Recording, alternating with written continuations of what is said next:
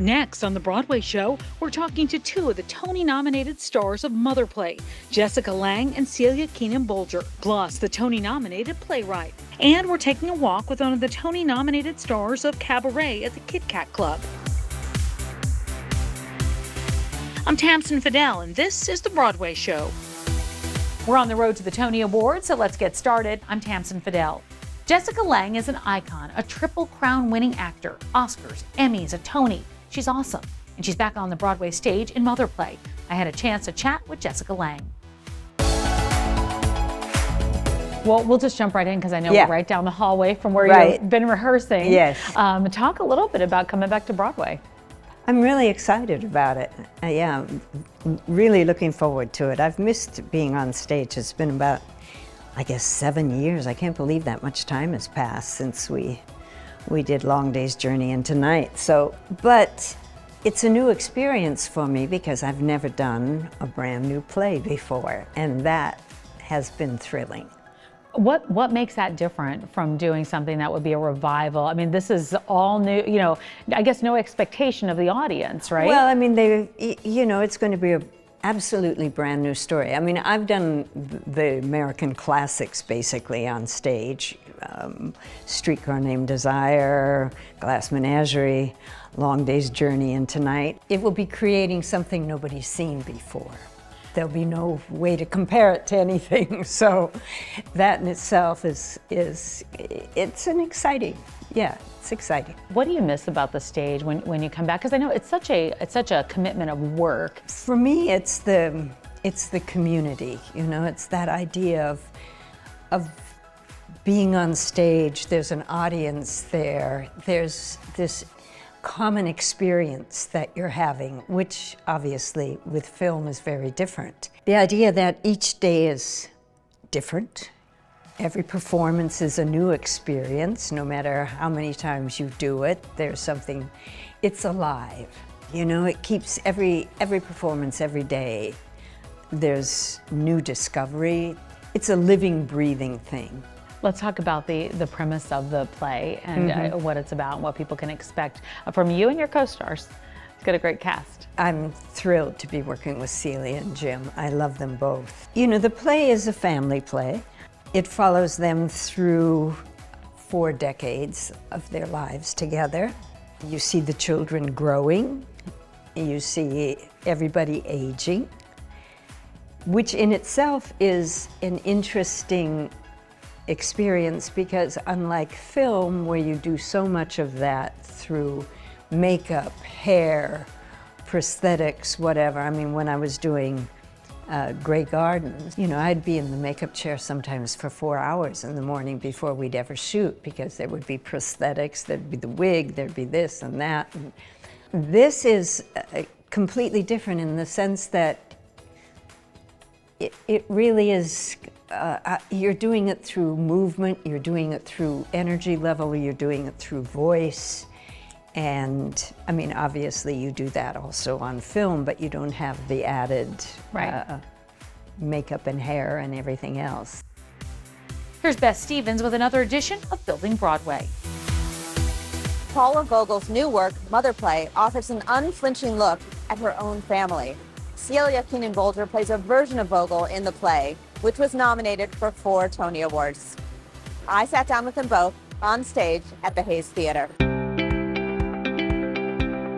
Well, first of all, congratulations on all of your Tony nominations for the play and for the cast. It does mean a lot when everyone gets nominated. It means you wrote 3 great parts.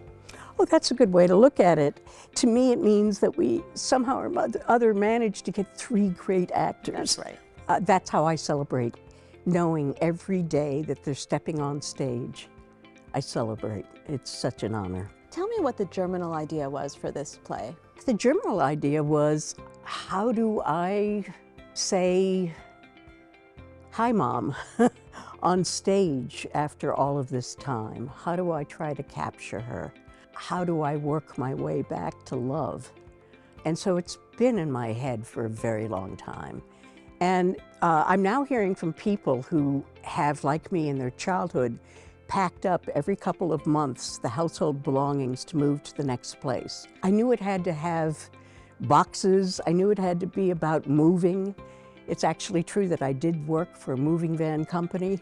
And if you ever need help moving, call me. Paula Vogel. So that's where it started.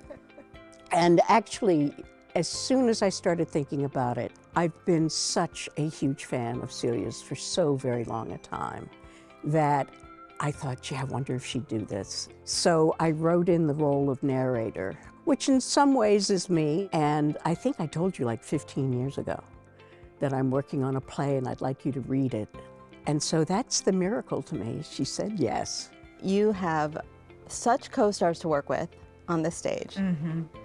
And you're playing, it feels like. You're in a play, but you're playing on stage. You can feel it's very alive. Tell me about working with Jim Parsons and Jessica Lange. I don't know that I have ever depended, and maybe it's because there are only 3 of us, but I depend on the 2 of them so much. And I think if you do a show 8 times a week, you have these expectations, like these little tent poles that you're like, emotionally, I'm sort of here and here and here. And on certain nights, if you're not there, previously in my life, I think I would have been like, well, you better get it together and start getting yourself ramped up. And I think it comes from both of them that I'm like, the only place you need to be is exactly where you are. And if you like check in with them, you will find your way to where you need to be. And like, that is a completely new experience for me. And I think it has to do with how deeply present and alive both of them are to be on stage with. And this play is interesting to me because it's you saying, hi, Mom, but it's an act of forgiveness and an exorcism in many ways. Yes. And I was thinking about all 3 of us have lost members of our family of origin. And I know you've talked about having conversations with the dead. Yes. And I feel like that's something that will resonate with everyone. And I just wanted to hear a little bit about that from both of you. Paula said this in the rehearsal process, that this work of getting to be an artist in some ways gets you closer to the people that you have lost, and particularly when you're working on a family play.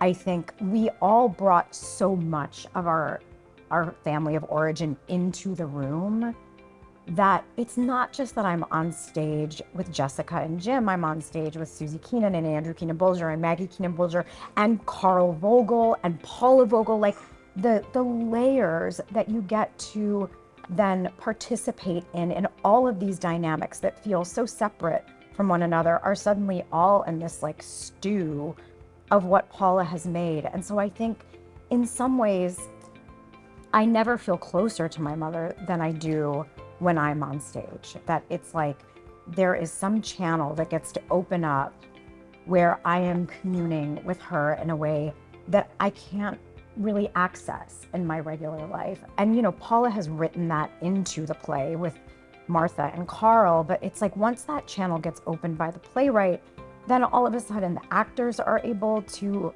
sort of get inside of it, and then hopefully the audience participates in it as well.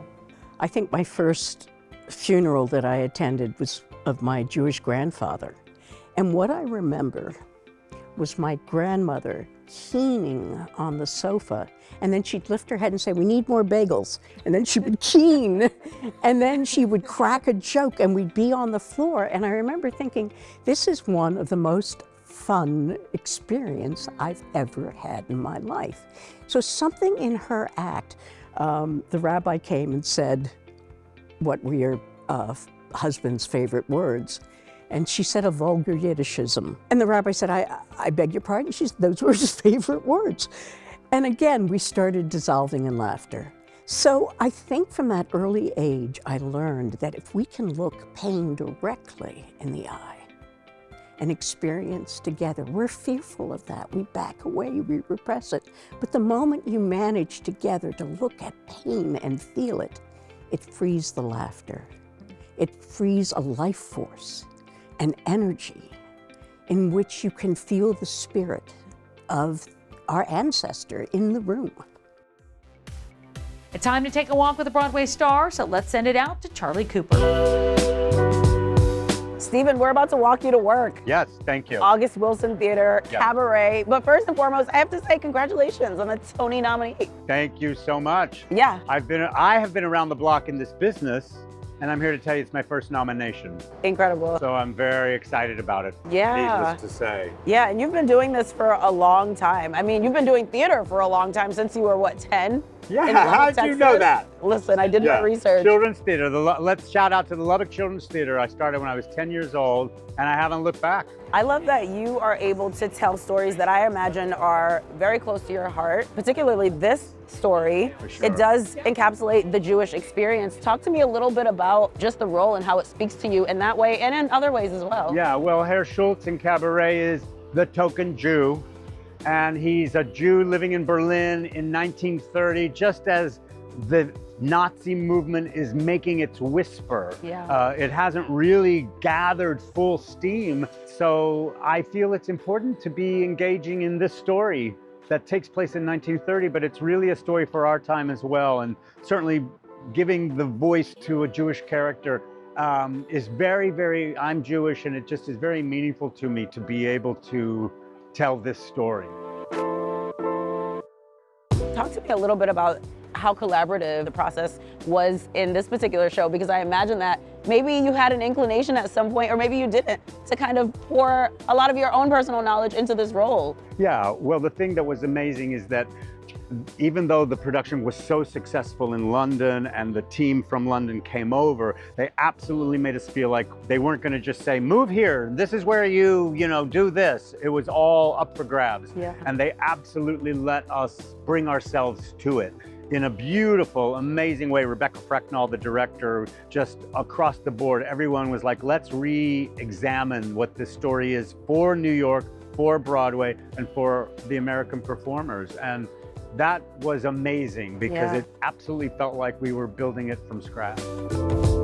And I heard that you hadn't seen a stage production of it prior to it. Did that kind of make it easier for you to pour yourself into? It did. I mean, I'm embarrassed to say that all these fantastic revivals of Cabaret, I never got to one. Yeah. But in that way, I had a kind of innocence about what the piece was and could just bring myself without any kind of baggage about especially what other Herr Schultzes are or did. Sure, Yeah. sure. What's really impressive to me that maybe a lot of people don't know, but I know you had a major surgery right before rehearsals. Yes, How did you snap back into this and be able to like take on this role? Yes, well, I have to thank the team at Lenox Hill. But 8 weeks before rehearsal, I found out I needed open heart surgery. Wow. And it wasn't an emergency, thankfully, but in some ways they were like, you can choose when you want to do it. And the gig of Cabaret, I was so excited to get this gig because in London, it was such a hit in London. Right. So then to figure out, well, when should I do it, blah, blah, blah. Anyway, thankfully, I found the perfect time. I had a show closed. I had the surgery the next day. Wow. And then I had 8 weeks before first rehearsal began. And thankfully, I'm on my feet to tell the tale and I'm good to go. Wow, a true artist. Yeah. Well, thank you so much, Steven. We're here. We're Break a here, I'm leg. here at work. Exactly, you're Yes. here. Thank you for letting me walk you to work. Thank you, Charlie, for walking me to work. Absolutely. Otherwise, I might not have come back. Break a leg. Thank you.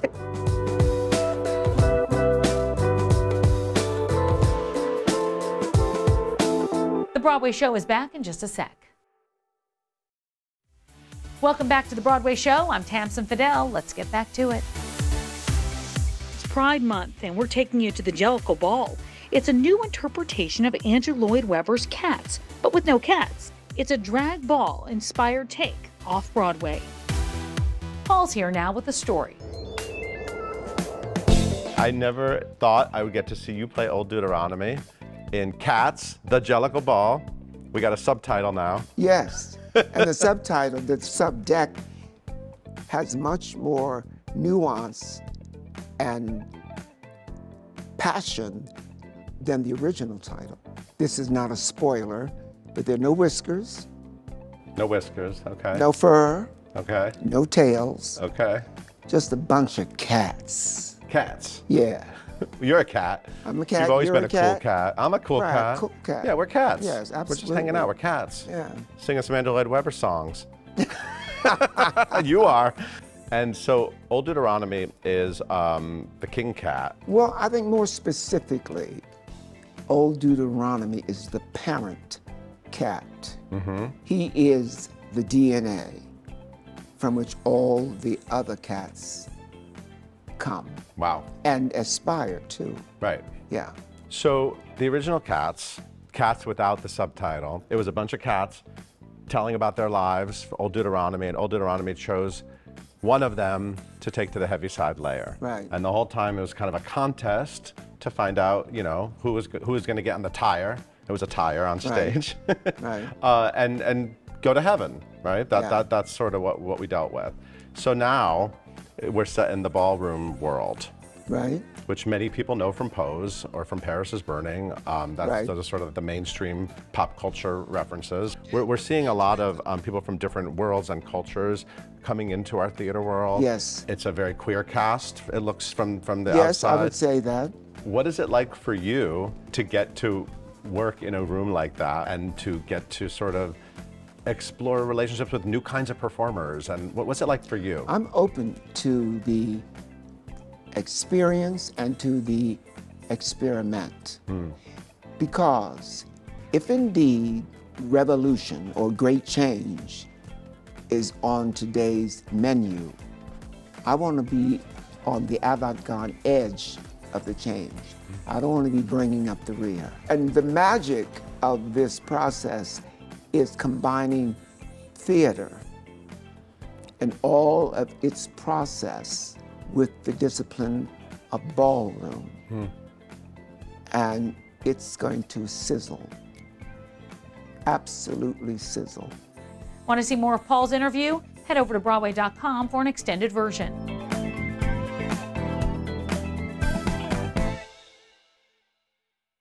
Thanks so much for staying with us for this latest episode of The Broadway Show. So glad you're here.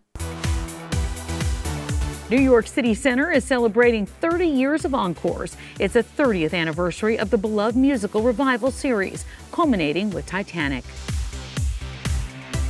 Here's Perry Sook. Thanks, Tamsen. I'm back at New York City Center, continuing to follow the making of Titanic. It's day 2 of rehearsal, and we're headed inside the rehearsal room. All right, we are back with Annie now in the rehearsal room. The cast was just here. The energy is electric. We're in rehearsals.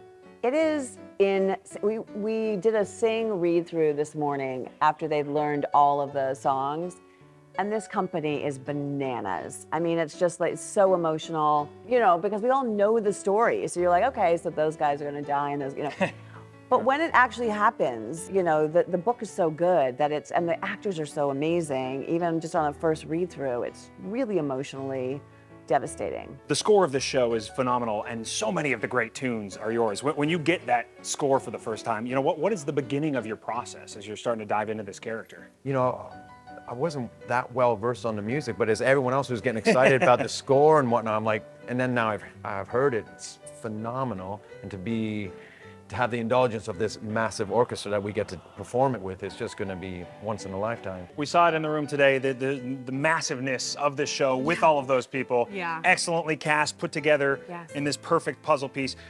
What just is your feeling as you see this cast and you're singing through the big opening number with everybody together? Oh, I mean, I was sobbing today when you're like, do you want to chat? And I was like, am I okay? Because I was crying so much because it's so beautiful, it's so moving.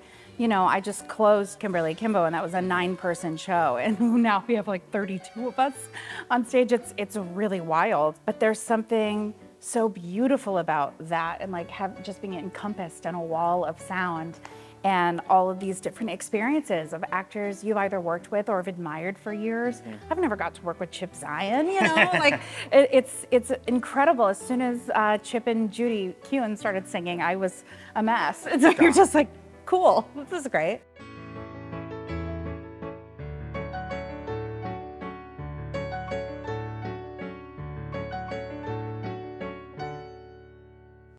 It's award season for the stars of the stage. The Tonys now just weeks away, but we're also excited to talk about the future of Broadway, the stars of tomorrow, the Jimmy Awards. Raise a glass to Broadway. The Jimmy Awards is a huge and amazing event that happens in New York City every year, featuring the absolute best of the best musical theater talents from high schools all across America. The Jimmys are something that just rounds out the full experience for a kid. And then their own performing arts center gives them that chance. From Shea's Performing Arts Center, we're in Buffalo, New York. For young theater makers in our area, Shea's stage is their Broadway. When they have the chance to be on stage preparing for the Jimmy Awards, that's equivalent to a star high school football player trying to play in Highmark Stadium where the Buffalo Bills play. And that's going to do it for us. But for tickets, or if you want to check out extended cuts of all these interviews, head over to Broadway.com. I'm Tamsen Fadal, and this is The Broadway Show.